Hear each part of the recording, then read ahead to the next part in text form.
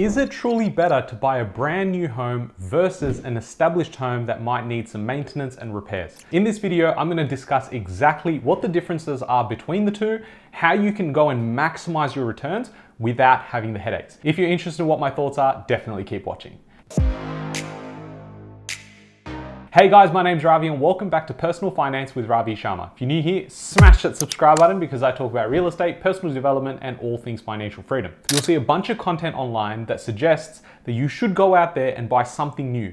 Because when you buy an investment property, apparently you're just gonna have repairs after repairs after repairs, and then your tenants are gonna trash your property. It's the worst thing ever, apparently. But for someone who's been investing in established properties, went out and built property, also bought new properties off the plan, and I've done that over the period of the last 12 years, now amassing a portfolio of more than $15 million by the time I was 30, I can tell you now, a lot of the misconceptions online are driven by people who don't actually do this day in, day out. So I want to go out there, demystify it, and go through it with my whiteboard so you can visually see what the differences are between the two and then make that decision for yourself. There's definitely pros and cons, and I'm going to try and cover off both sides and keep it unbiased. And as always, I'm going to give you my summary right at the end. So established versus new. Let's figure out what it actually means. So what are we going to cover off? We're going to cover off fees. We're going to cover off capital growth. We're going to cover off the opportunity cost, which is the borrowing capacity as well as the equity. We're going to look at the tax savings, and then we're also going to look at rental demand. Now, before getting into the fees, you can always just go online, find properties, whether that's new builds or going out there and buying established properties. You can do this yourself. Is it going to be what the 99% of people do? Yes. Are the results you're after what 99% of people will achieve?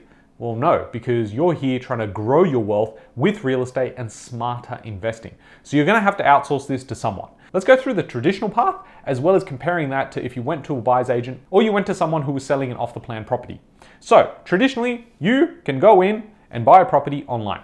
Now, it's a lot harder now in 2025, and if you're watching this in 2026, it is very difficult, and I imagine it's about to get a whole lot worse. But you could still go out there and you could probably overpay for a property and still pick it up. Now, do you want to be doing that? Absolutely not, because the banks are going to come back with a valuation much lower, which means you probably can't purchase it anyway, and you wasted a bunch of time, a bunch of energy, and a bunch of money to go in for a false hope. You're going to get frustrated, and then you're going to go, hey, maybe I should have just gone to a buyer's agent like Search Property from the beginning. So as a buyer's agent, yes, you have to pay a fee. Now, usually this fee is broken into two portions. You'll have the retainer or the deposit up the front, and then you'd have the rest of the payment made at settlement. Now, a lot of buyer's agents work very differently. Some take all up front. Some people take 50% up front. For us, we take a very low retainer, which allows you to then save up the rest of it so you can actually get into a property that makes sense. And a majority of the fee is actually paid upon settlement, which is why we're highly incentivized to have a really good experience for you guys. Otherwise, we don't get paid at the end. So I'm very skeptical when people are getting paid up front and then just going, well, yes, we're still going to give you a good service,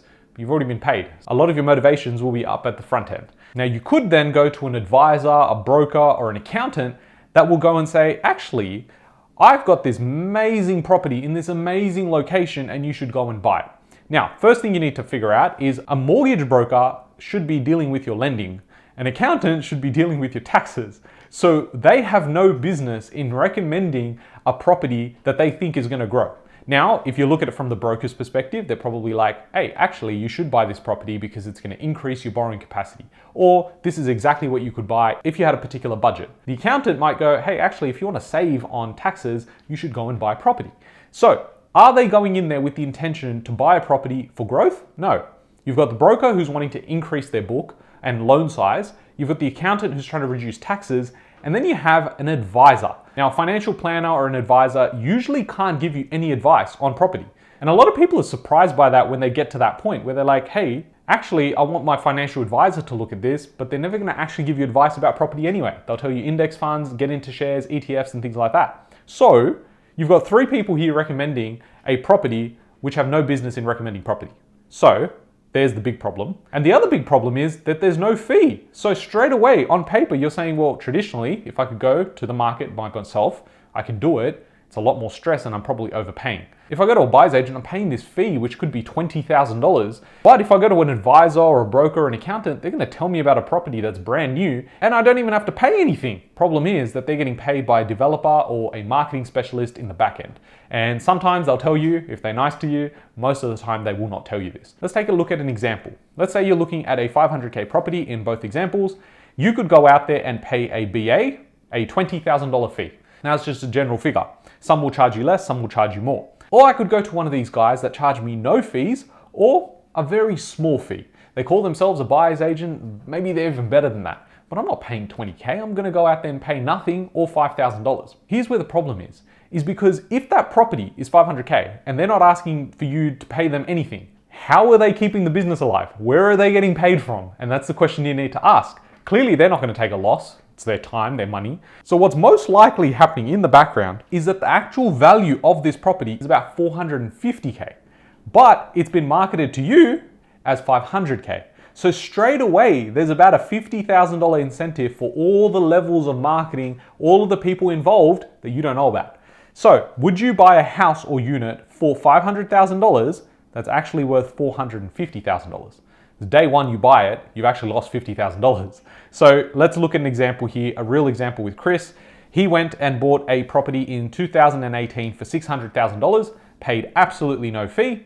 In 2025, that property is now worth $630,000. That means $30,000 worth of growth in 7 years during a period where we had the best growth that we've seen. And that equates to about 1% of growth per year. And when you account for inflation, it's an absolute dog shit investment. Now, compare that to a property that we would have picked up for $450,000 in 2023. That property is now worth conservatively $530,000.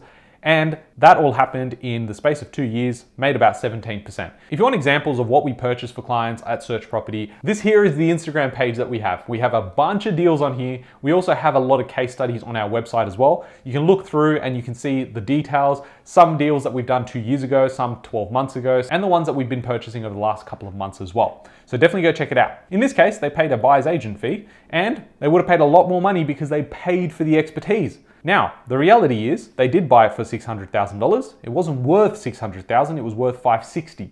So while on paper, it looks like the first example didn't grow at all, it actually did grow. It just grew slower than the example that we had. But also from the front end, it looked like it was worth $600,000, but there were developer incentives and marketing costs that were in the back end that the person buying it wouldn't have known. So in this case, Chris had no idea. So that covers off fees. And hopefully you've understood you get what you pay for. So if you're going out there and saying, oh, this buyer's agent, $7,000, yes, that's what I'm signing up for. It's probably one person trying to do everything themselves. And then on the other side, you're going, well, I'm paying no fee to someone. Well, yeah, I'm taking that option. Why am I going to pay Search Property $20,000 despite the fact that they have the systems, the team, and the data, as well as the relationships to go and get me a property? The other thing you need to factor in is that you can go out there and not find a property for 6 months. You can get with one of the smaller companies out there and not be in a property for the next 3-4 months. And that's the problem that we have in the industry right now, is it's all well and good when you take up the upfront fee, but to actually deliver, it takes way too long. Now, the other opportunity cost is around borrowing capacity. So how does this all relate? Well, in the first example, let's say you go and get a house and land package. You have the land, you have no house. 18 months later, you'll have the house. Now, for 18 months, you've got no income, you have no tax depreciations, you have a lower borrowing capacity, and you have no usable equity. Why? Because this land here, right, it's not generating any income, so it can't be tax deductible, because in order for it to be tax deductible, you need to be generating income. Not only that, but you have no idea when this is going to be registered. If anyone watching has no idea what this means, it essentially means that when a house and land package is sold, most times the land's not registered, which means it's actually a parcel of land which is still going through an application to be recognized by the council so that you can go and actually build. And in some cases, in my case it happened, where you had to wait, where they tell you it's going to be 12 months. In reality, it actually worked out to be 18 to 24 months. And they'll go and tell you, well, actually the equity in the background's growing. Yeah, but you can't access it. Not only that, but how do I know that I can actually go and borrow for the entire construction in 18 or 24 months' time? The other problem as well is that because you have no income, your borrowing capacity is lower during this period as well. You just have land there. You've gone and purchased the land, but nothing's being done. And so this puts you at a significant disadvantage, especially in a market that's moving as it is right now. So in the same 12 months, you could have bought a property, 12 months later, had about 80 to 100K, which meant you had equity to go and buy another property, and now you'd have 1 and 2 properties, and you have more growth. So now you're in a position where you're actually building out a portfolio, diversifying your risk, rather than just hoping this one property is going to register, I'm going to have this house and land package, and it's going to go really smoothly. I don't think anyone's ever gone through a house and land package smoothly. There might be the less than 1% of people that actually have experienced that, but it is very, very rare. And I know this because I hear so many stories from you guys. So next up, we talk about tax savings. Before I jump into this, smash that like button if you are enjoying this piece of content. I just want to bring you as much value on this channel. That's why I've got over 1,000 videos on this channel as well. Now, tax savings. If you have a newer property, yes, you do get tax depreciation. It's an amazing thing. It doesn't mean you can't get it with older properties. It just means that when you've got a new house, it's going to give you the maximum amount. So with the tax savings, you might have awesome savings. Awesome. It sounds good. But the banks don't actually care about this. And why they don't care about it is when you're looking at their servicing calculators, they're looking at income versus expenses. And this is pre-tax. You're not going to say, oh, well, actually, once I get my tax refunds, it actually works out to be net positive, or it might be net neutral. And they're going to say, okay, that's great. It sounds like more of an accounting thing. But for me, when I'm assessing your income, I'm looking at income versus expenses. So on paper, it could look really good after tax savings, but if you're going in there to try and build and scale up a portfolio, this will hold you back. Now, the accountant might say, hey, you should buy a property to reduce taxes. You shouldn't be buying property to reduce taxes. You should be buying property to grow your wealth or buying property to live in. Those are the two things that most Australians are actually looking at doing. There's an ethical dilemma around buying property as an asset type to go and build your wealth because shelter is a basic need. It's a necessity. However, because of the system the government's created, the government's really to blame for this. They've got a currency that continues going down, and most people are looking at how do I retire as well as how do I just stay afloat. And that's why they're attaching their hard dollars to assets like real estate. Unfortunately, people that ethically think this is wrong should actually be directing a lot of their issues towards the government rather than other people who buy assets. Because the problem was created by the government, and then they just said, well, you guys should fight amongst yourselves while we continue lining our pockets with dumb tax initiatives. Now, with the new property, yes, you're gonna get some savings, tax depreciation, beautiful, but the growth is significantly less. So in this example, imagine you're getting 4% worth of growth. Let's say you bought an established property and you're getting 7% worth of growth. This $6,000 here is nothing compared to what the growth is over the next 10, 15, 20 years. And on a 500K property, an extra 3% is about $15,000 a year, and that's going to continue compounding. So the rich people focus on making more, not saving more. And I would go on to say that poor people will stay poor because they listen to advice that says you need to save 100% of your income. Look, Jenny, there is no way someone is going to go out there and save 100% of their income because they need to live. You need to have shelter, you need to have lifestyle. But if you can go and make more, you can now spend more as well as save more and invest more. And that is the mindset that you need to have.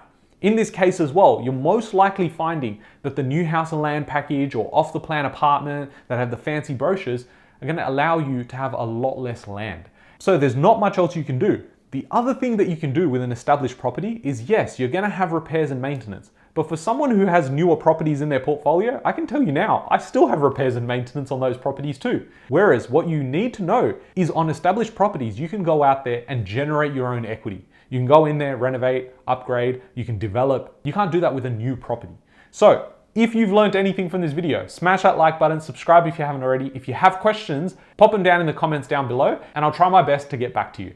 Hope you guys have enjoyed this one. If you have, smash that like button and I'll catch you guys on the next one. Thank you so much.